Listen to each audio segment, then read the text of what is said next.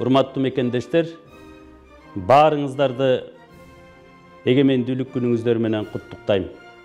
Бул күн бизге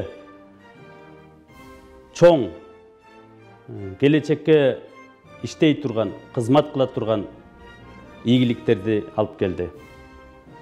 Манас эпосунун 1000 жылдыгын белгилөөгө мүмкүнчүлүк болду.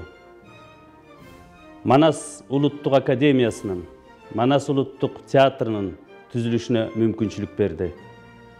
Кароосуз калган манасчыларыбыз мамлекеттин камкордугуна алынды.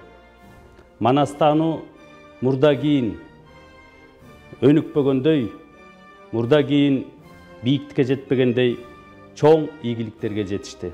Дүйнө элдеринин, дүйнө мамлекеттеринин катарында, алардын алдыңкы катарында болушубузду каалаймын.